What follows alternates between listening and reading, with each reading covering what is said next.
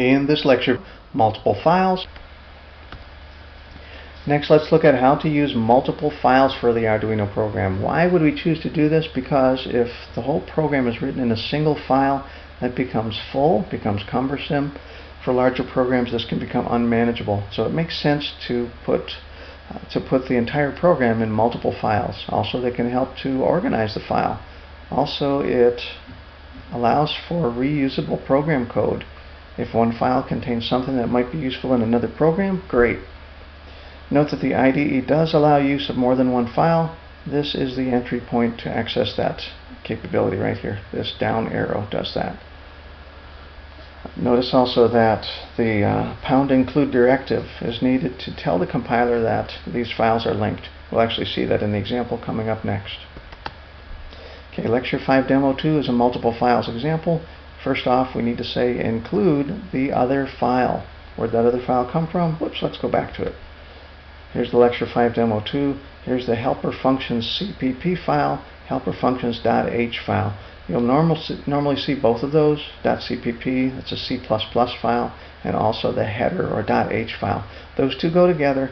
We simply need to, when we include it, we need to say include just the .h, and that knows enough to include the .cpp as well. Looking at the program setup function, first we call helper function with no parameters passed. This is the first version of an overloaded helper function. Where is that defined? Well, that is going to be in the helper functions.cpp file and actually .h. Again, these two work together. So helper functions file contains that helper function. It also contains the second version. Again, this is overloaded. So the first one took no parameters. That's the first version. Second version that we're calling takes a single parameter. This is, I believe, a long integer. So right here we're calling the second helper function from within the loop, doing that every 1 second. What does that do? Let's take a look.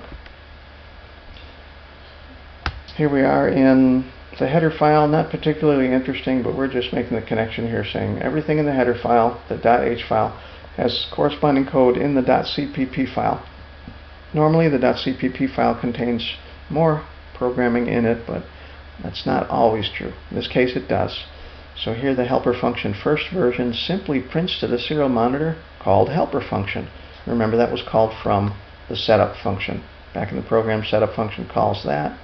So net result is when you first start the Arduino, it's going to print out called helper function. Next thing, the second function prints out called helper function at last timestamp divided by 1000. So that's saying how many seconds it's been since the CPU was started. That parameter was passed into the helper function. Where did that come from? Let's go back again. When we call the helper function, we give it a variable called previous time.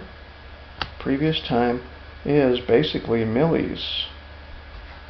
So it's getting it from the millis function, passing that into the helper function. Helper function then prints out last time was how many seconds.